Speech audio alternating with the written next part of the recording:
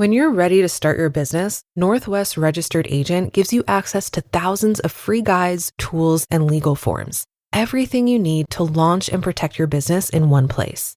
Northwest Registered Agent has been helping small business owners and entrepreneurs launch and grow businesses for nearly 30 years.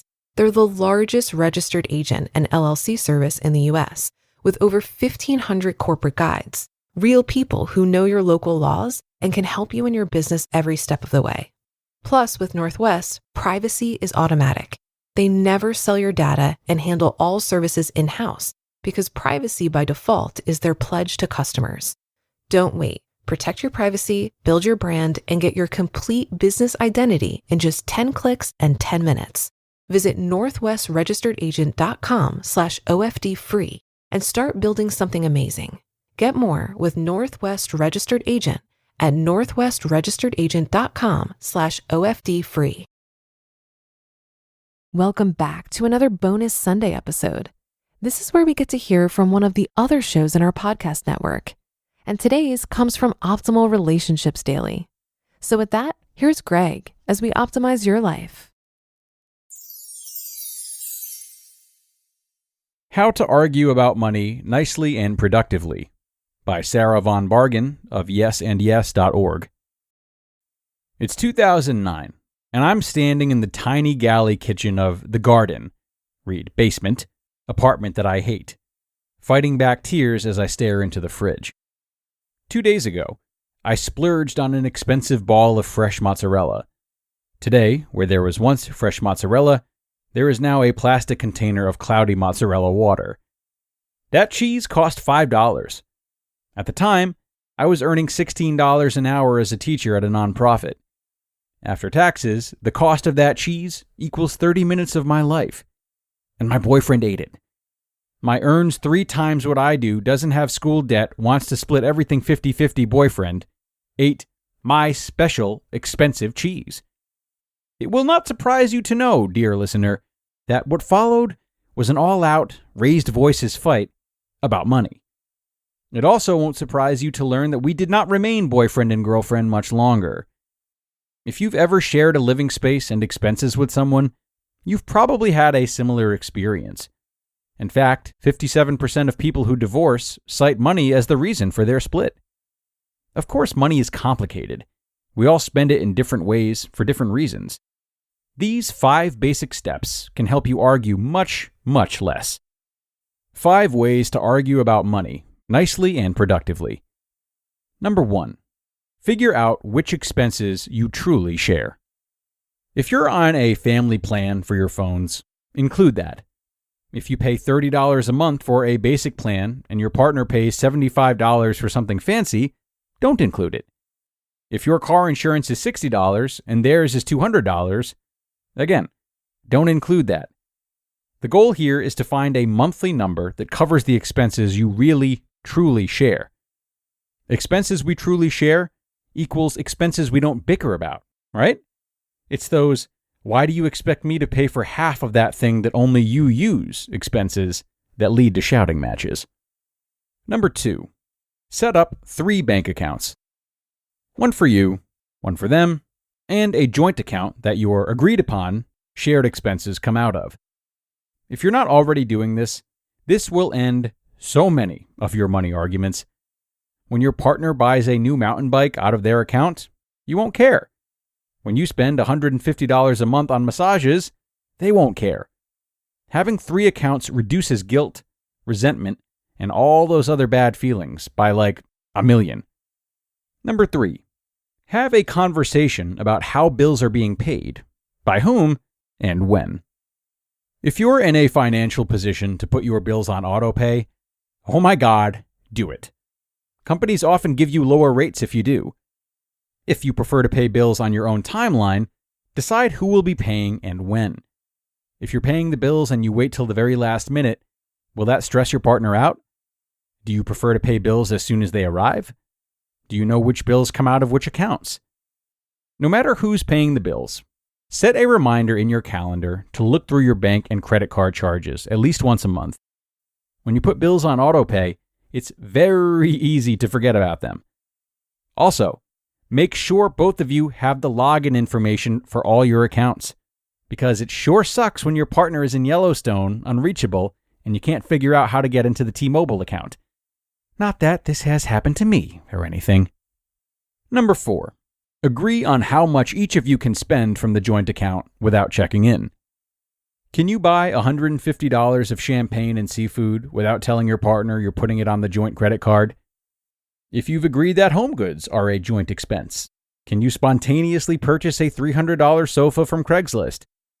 Everybody's check-in price point is different. It's just important that you figure out what yours is.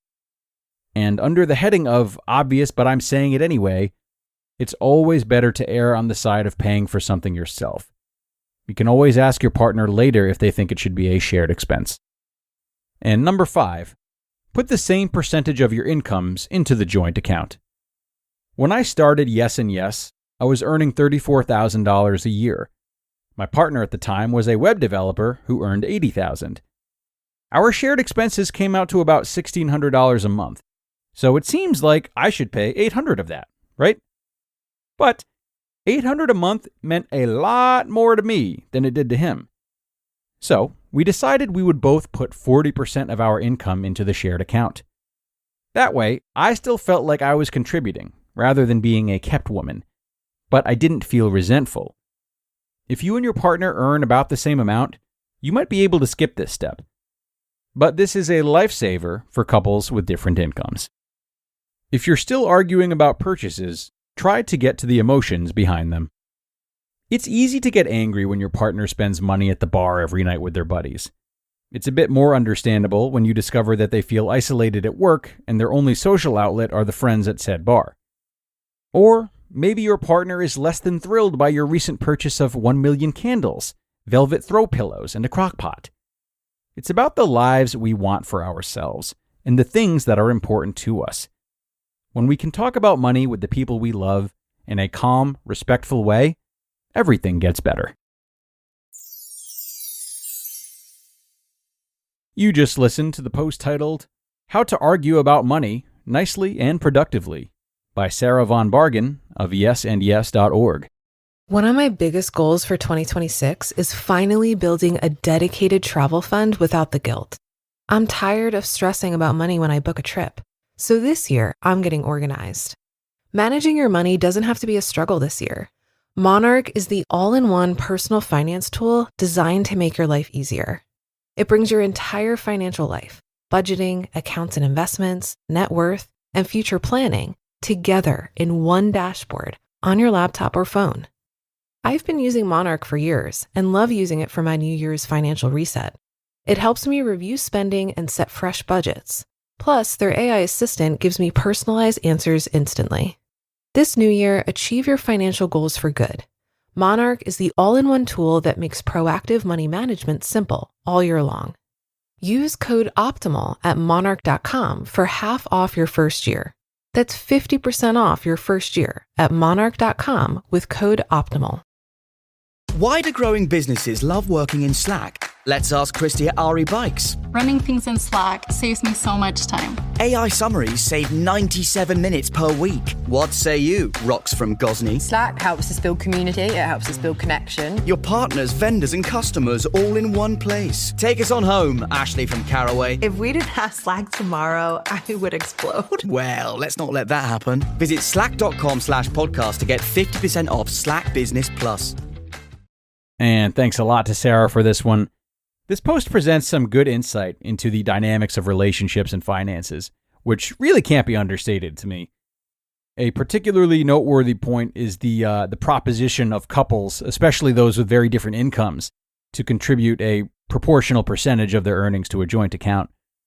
So this approach recognizes that money often holds different value based on one's financial standing. And for someone earning less, a fixed sum may constitute a more substantial portion of their earnings, and consequently their sacrifices.